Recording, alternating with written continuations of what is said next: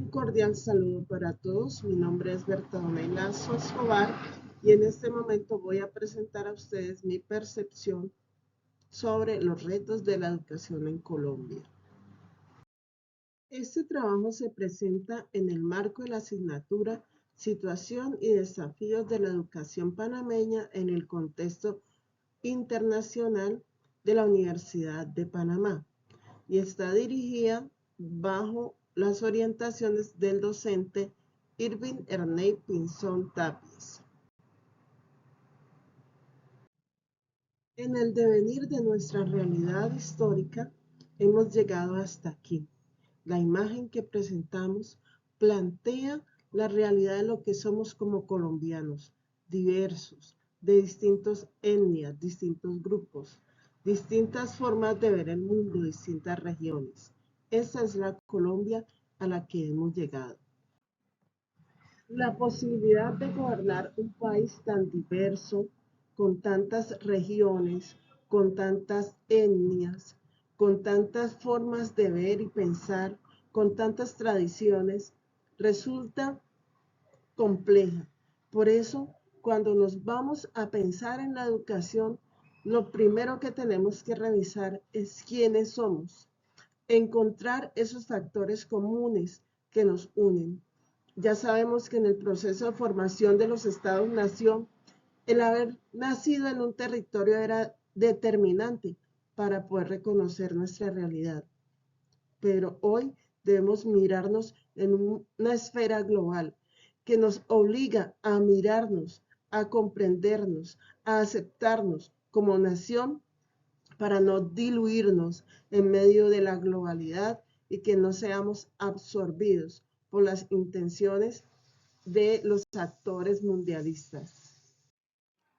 En este contexto, la educación colombiana se abre camino, pasando por unos procesos que han sido determinantes para nuestra construcción como sociedad. Entender la educación en Colombia es vital para poder asumir los retos. Es muy importante saber de dónde venimos para poder comprender lo que somos y así orientar nuestro futuro en la educación. Desde esta mirada, encontramos que para una mejor comprensión de nuestros sistemas educativos, debemos mirar en la historia las formas como las sociedades aborígenes, las sociedades prehispánicas organizaban su educación. Estamos claros que ellos también enseñaban. Lo hacían con los métodos basados en la oralidad y en la observación. Luego debemos revisar la educación en el periodo colonial, cuando sabemos claramente que esta fue asumida por la Iglesia Católica y ella marcó muchos de los elementos culturales que hoy nosotros tenemos como nación, como Estado. Ya para inicios del siglo XVIII, el siglo XIX, la educación toma un nuevo matiz porque se empiezan a construir los estados-nación y se requiere de la educación como un factor para el refuerzo de la identidad y para proyectar estos estados-nación en el tiempo y en la sociedad. Para finales del siglo XIX y principios del siglo XX, la educación adquiere una connotación más capitalista, donde se busca educar para desarrollar las herramientas que permitan al capital y a las naciones desarrollarse económicamente. Para finales del siglo XX, se está planteando más en la inclusión de mujeres y de los actores de diferentes clases sociales en la educación. Se empieza a plantear la universalidad y todo el sistema educativo se empieza a mover en pro de eso. Se plantea la necesidad de la educación técnica y la educación profesional. Ya en el siglo XX y siglo XXI, finales del siglo XX y en este siglo XXI, se generó un nuevo desafío con la globalización a partir de la aparición de las tecnologías de la información y la comunicación, que imprimen un nuevo reto, un nuevo desafío a nuestra educación. Hasta ahora se han tenido muchas dificultades en el proceso. Hemos tenido que arrastrar con una pérdida de la identidad, hemos tenido que arrastrar con la corrupción que hace que se genere el desvío de los recursos, hemos tenido que arrastrar con una geografía que a veces impide físicamente el acceso de los niños a la educación por tener poblaciones dispersas en el campo, y la ruralidad es en realidad un desafío para la construcción de una educación en nuestro país. Desde una concepción a partir de las lecturas realizadas y una mirada muy personal, considero que los retos de la educación en Colombia, y que pueden ser transmitidos también a los demás países de Latinoamérica, pueden ir inicialmente en la solución de nuestra cosmovisión de la historia, en una línea más filosófica. Considero que el primer reto es conciliar lo global y lo local. Es importante reconocer que como sociedad en este momento no podríamos cerrarnos y decir no a todas las dinámicas globales que hay en este momento. Debemos asumir una posición en la que debemos encontrarnos, aceptarnos, reconocer quiénes somos como sociedad y empezar a construir otra vez el discurso, o retomar por lo menos lo que ya sabíamos que nos identificaba, para no entrar en esa parte global sin identidad. Porque lo que está pasando es que si la escuela no refuerza los valores nacionales, vienen valores extranjeros que a veces están en contra de nuestra misma realidad, de lo que somos, de lo que hemos construido como pueblo. Y se generan unos choques culturales, unos choques generacionales, que sabemos que los choques generacionales siempre han existido, pero ya cuando se trata de anular casi nuestra cultura, lo que somos, por reemplazarlos por modelos foráneos, empieza el problema. En la educación, claro que se ve. Por ejemplo, no ve intenciones de colocar modelos finlandeses en contextos colombianos, modelos de países que son geográficamente, étnicamente, históricamente totalmente distintos a nuestro país, distintos a los que somos. Ellos tienen aspiraciones diferentes, han construido una historia que lleva en algunos casos miles de años. Nosotros somos un pueblo que se está construyendo y que debe encontrarse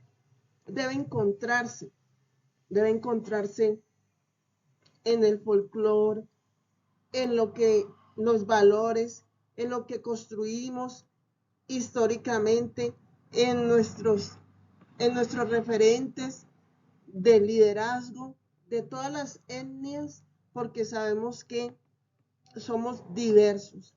Entonces, esa diversidad, esa historia, tenemos que empezarla a recoger y a decir, sí, este es nuestro territorio. Sí, estos son los valores que vamos a conservar de nuestras tradiciones, de nuestra historia, de lo que construimos. Y cuando vamos a lo global, por decir, esto nos sirve a través de los estudios de educación comparada que plantea el curso. Para mí, otro criterio que es importante asumir como reto es la comprensión de los sistemas educativos. O sea, hay que entender la escuela como un sistema, obvio como un sistema complejo desde la mirada de Edgar Morin. Y hay que entender que ese sistema está incluido en otros sistemas, porque claramente la escuela no es la única que educa. Hay muchos actores educando y muchos actores que imprimen voluntades e imprimen maneras de pensar para su beneficio personal y que nada tienen que ver con lo que aspiramos como nación y con lo que aspiramos como pueblos. Inclusive, esos actores tienen herramientas muy potentes que pueden educar y transformar el modo de pensar, dados los avances que hay hoy en neurociencia y en el neuromarketing, empiezan a implantarse ideas en los estudiantes y en las personas a partir del uso de esas TIC. La escuela tendría que entonces entender y hablar con todos esos actores, conectarse con ellos y empezar a construir esos lazos, o por lo menos en la escuela tendría que hacerse evidente esa relación sistémica y por lo menos discutirla en el aula, porque si bien la escuela no es un espacio para la transmisión de ideologías, sí es un espacio para la crítica de las mismas, para que los estudiantes desde muy pequeños aprendan a comprender qué es lo que significa el bienestar, qué significa ese bienestar a partir del conocimiento de sí mismo, del conocimiento de la cultura, de tener una identidad propia.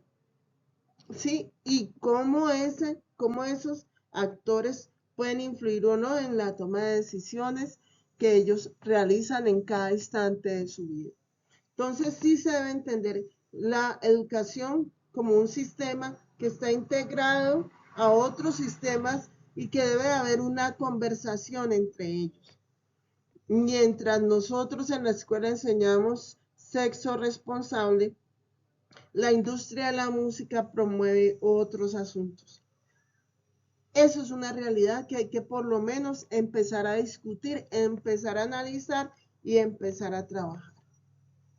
Por último, un reto para mi criterio en la educación significa la comprensión del liderazgo del directivo docente y del docente. Claramente, el docente es un líder en su aula, es un líder de los estudiantes que están allí, es un líder de los padres de familia que están allí. Por lo tanto, él debe comprender su rol y su labor, debe acercarse a las comunidades, debe comprender su comunidad educativa, debe comprender cómo se comportan sus estudiantes, cuáles son sus aspiraciones, sus sueños, empezar a generar debates en torno a eso, en comprender la importancia de acercar al estudiante al conocimiento, más en una sociedad donde él ya no es el que tiene el conocimiento y que hay herramientas más potentes donde el estudiante puede acercarlo, pero el maestro sí puede contribuir a los procesos de reflexión y de pensamiento crítico de sus estudiantes y de los padres de familia para empezar transformaciones profundas en la sociedad. Asimismo, el directivo docente debe plantearse su rol. Él debe aceptar y reconocer que tiene un rol administrativo, tiene un rol de liderazgo con los docentes, debe ser un líder académico, debe serlo, no lo puede obviar, debe empaparse por lo menos de las realidades y de los contextos que se vienen presentando en torno a la academia. Y debe ser una persona que pueda administrar, organizar las instituciones educativas. Entonces, no basta con quejarse, debe gestionar, debe saber que en un estado tan grande como el colombiano, con tantas necesidades como el colombiano, no puede sentarse a quejarse.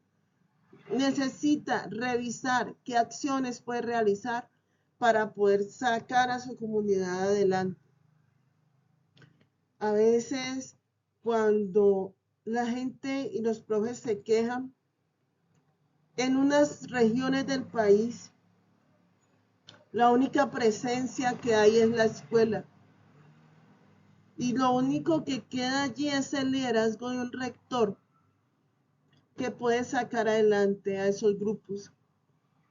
Colombia, y me imagino que el resto de Latinoamérica, en la medida que avance en este estudio, lo iré construyendo, debe tener miles de experiencias significativas, donde a partir del liderazgo de rectores y de docentes se han transformado realidades donde el Estado no tenía alcance, porque a veces somos la manifestación del Estado y de los gobiernos en sitios apartados. La escuela es lo único que hay.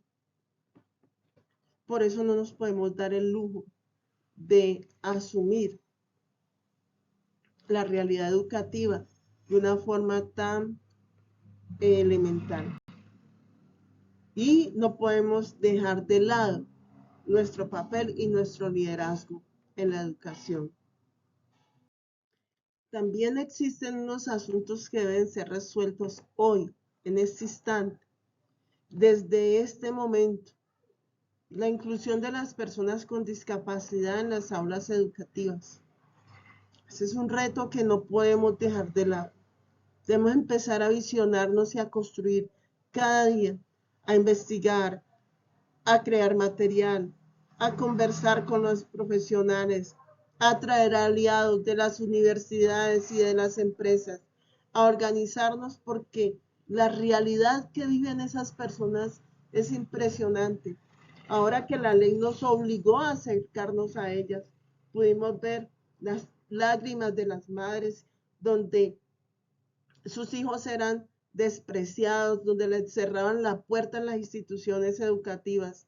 Y cuando ves a esos niños contentos en las aulas, disfrutando de ese instante, de ese momento, te preguntas cómo pudimos permitir que por tanto tiempo, tantas generaciones de personas con discapacidad estuvieran por fuera del sistema. Debemos resolverlas. Hay que conseguir los recursos. Nos falta conocimiento para poder, porque obvio, en nuestra formación como profesionales, definitivamente nunca hubo un momento en que se haya asumido ese tema. Pero aquí estamos con toda la disposición para asumir ese reto. Es urgente superar las barreras de la lectura y la escritura. Eso nos está limitando. Es urgente que en nuestras comunidades, nuestros jóvenes y señoritas lean, pero para poder lograr eso, los líderes deben leer. Hay una muy poca cultura entre nosotros, los líderes de la educación. Hay muy poca cultura de lectura y debemos formarnos en esa competencia. A veces se piensa que las competencias se pueden enseñar colocando como título la competencia actual, pero la competencia solo puede enseñarse a través del ejemplo y haciendo. Queremos que nuestros estudiantes lean y escriban, pues los maestros deben leer y escribir. Entonces, hay que construir una propuesta de lectura y escritura para los maestros, para que avancemos en eso. También se debe revisar seriamente una cantidad de docentes y directivos docentes que no entiendo por qué están en el sistema. No comprendo. A pesar de que hay muchos instrumentos para evaluar, el clientelismo y la política hace que muchos de esos actores estén allí, inclusive a veces el sindicalismo. Con el perdón, si algún sindicalista llega a escuchar algún día este video, pero hay cosas que son indefendibles y es triste uno ver el sindicato defendiendo a docentes que no van a trabajar, justificando el no dar clase, justificando los paros y las marchas, sabiendo que el tiempo que se le dedique a los estudiantes es vital. Y si vamos a hacer luchas políticas, que cerrar un aula de clase, que no dar clase un día, sea la última opción. Pero en muchas ocasiones estoy viendo con tristeza cómo deciden no dar clase porque hay que sacar un fiscal, por favor. No. Y las personas que se comprometan con la educación, pues deben hacerlo. Deben hacerlo.